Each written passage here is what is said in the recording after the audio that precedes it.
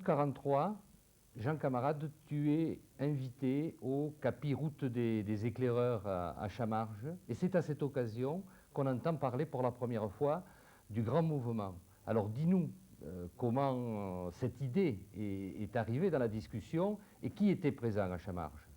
C'est vrai, en août 1943, je participais au 18e CAPI routier organisé par les éclaireurs de France et les éclaireurs unionistes en vue d'obtenir le brevet de chef que l'on appelait à l'époque les tisons de CAPI.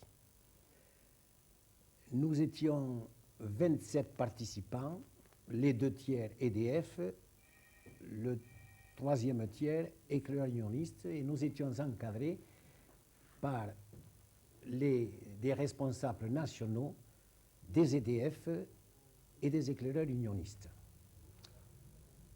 Chaque matin, sur le programme, il était mentionné mot d'ordre. Nous nous réunissions en 3 groupes, l'un avec Lochard, qui était responsable EU, éclaireur unioniste, avec les éclaireurs unionistes. Un deuxième avec Maurice Bayen, instructeur national des éclaireurs de France, pour les éclaireurs de France catholiques. Le 3e groupe, dirigé par Pierre-François, s'adressait aux autres, dont j'étais. Cette petite réunion intime durait environ demi-heure. Nous étions debout, en rond, et Pierre-François, pendant environ 10 minutes, nous faisait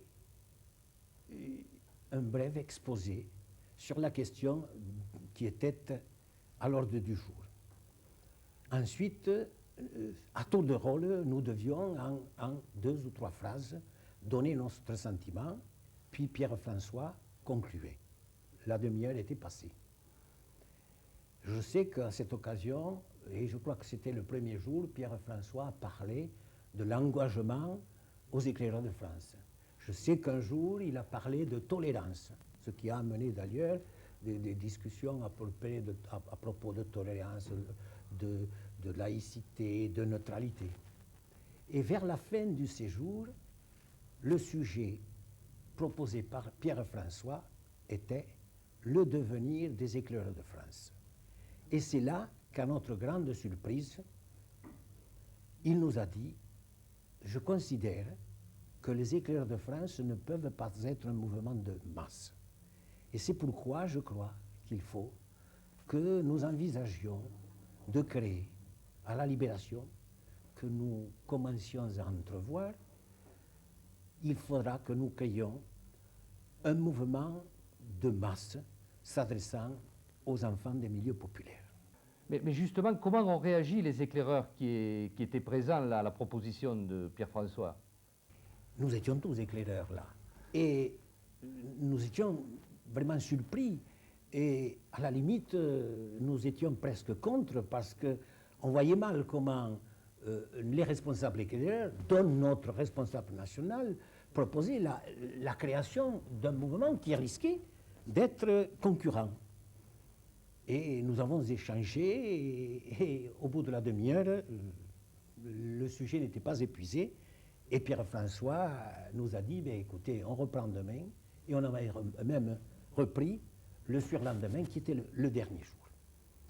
Et là, il faut dire que le lendemain, le surlendemain, Pierre-François avait des arguments tels que nous étions à peu près d'accord avec sa proposition.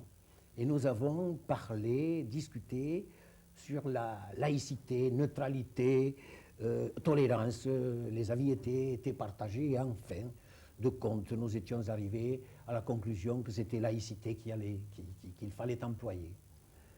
Nous avons aussi et surtout parlé de mixité.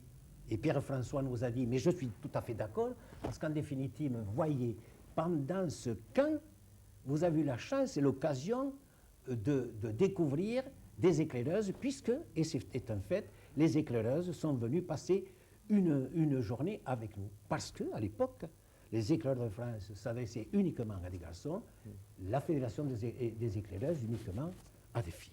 Mais alors comment, entre Chamarge 43 et puis la création 44, comment ces premières discussions se sont poursuivies et comment elles ont abouti en 44 à la proposition de création du grand mouvement? Oui, en fait, j'aurais dû aussi ajouter quels étaient ceux qui étaient présents à ces petites réunions intimes. Et j'ai eu la chance de retrouver ces jours-ci la liste complète des 27 participants avec leur adresse. Il y en a certains que j'ai revus ensuite et dont je me souviens de façon formelle. Il y avait Robert Guy, qui a été, dès le début, responsable national au Francs Camarades, chargé du chant. Et qui a créé l'appel des Francas. Et qui a créé l'appel des Francas. Il y avait aussi Maurice Rouchy, qui était directeur de Chamarge et qui a été plus tard responsable national, un des responsables nationaux des centres d'entraînement, méthode d'éducation active, et qui a été toujours un ami des Francs Camarades.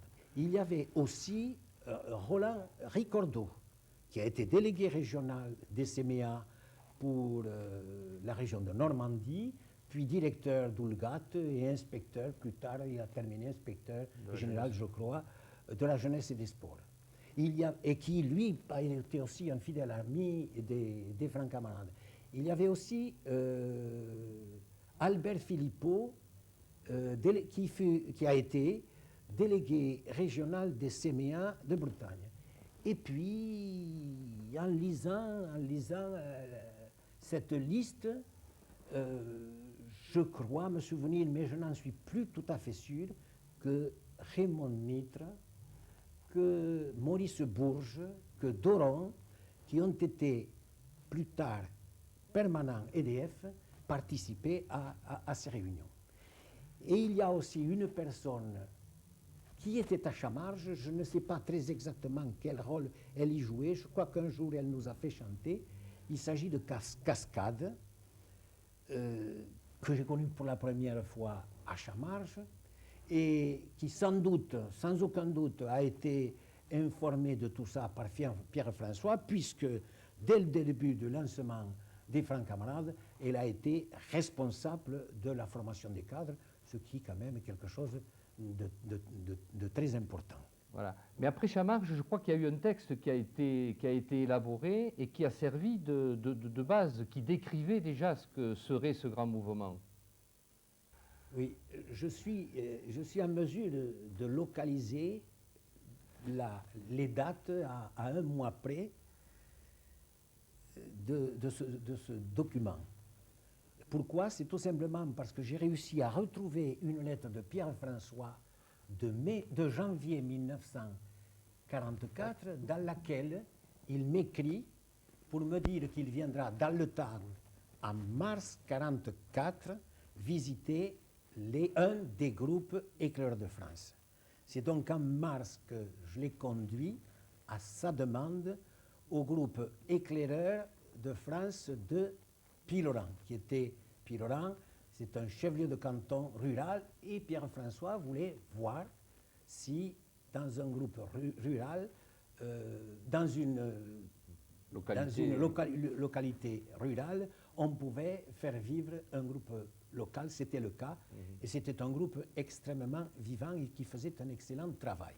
Et c'est à cette occasion que j'ai parlé à nouveau, j'ai demandé à Pierre-François des informations sur ce mouvement de masse dont il nous avait très discrètement entretenu à Chamarge, et il m'a promis de m'envoyer dans le mois suivant un document qui était une première étude sur ce qu'il appelait à ce moment-là le grand mouvement.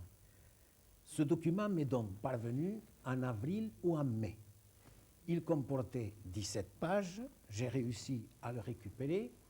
Malheureusement, il était fragile parce qu'il s'agit d'un papier, il était sur papier pelure, et la première page qui est vraisemblable, qui est la plus importante et qui donnait les buts des francs camarades, a disparu. Mais il y a tout le reste. Il y a l'organisation administrative, un projet de finances, un projet de stage. C'est un document qui montre que déjà très sérieusement, Pierre-François et une équipe efficace avaient travaillé et projeté quelque chose à la libération.